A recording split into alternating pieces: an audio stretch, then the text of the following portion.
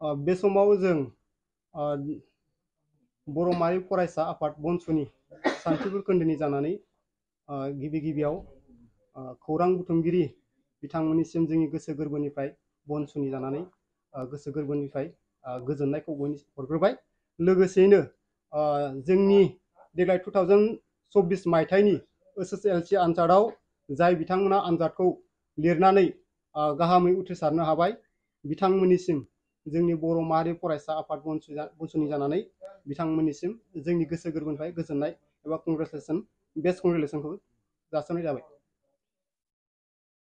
बेजों लोगोसे बिथांमोननि जे नाजानाय, बिथांमोननि जे फरायसाफोरनि नाजानाय, बे नाजानायनि गेजेरजों जोंनि जिल्लानि मादाव जोंनि चिरां जिल्लाया सेथि मासियाव थानो हानायनि थाखाय बिथांमोननि बे जोंनि जिल्लाखौ सेथि मासियाव दोननानै मुं खालामनाय बिथांमोननि थाखायबो जोबोद गोजोननाय थादों। आरो लोगोसे जोंनि जाय बिथांमोना फोरोंगिरि बिथांमोना मोजाङै दिथा होनानै मोजाङै नोजोर होनानै फोरोंनायनि थाखायबो जोंनि बनस'नि जानानै गोजोननायखौ कंग्रेचुलेसनखौ हरनाय जाबाय।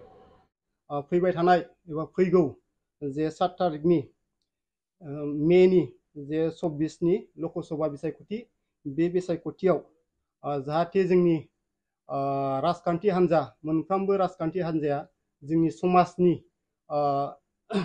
जे सुबुंफोर जे भारतनि खान्थि एबा संबिधाननि नेमखान्थि बायदियै जों साफ्रोमबो सुबुंफोरखौ गोजोन एबा सान्थियै जोंनि जे भटनि मोन्थाय बे मोन्थायखौ गोजोनै होनो थाखाय खाबु होयो आरो जोंनि समाजाव जाहाथे गुलाय गुजाय दावराव दावसि खालामा बिनि थाखाय जोंनि मोनफ्रोमबो बर' हारिनि आफाद लोगोसे राजखान्थि हान्जाफोरखौ गुरै खावलायहरनाय थाबाय।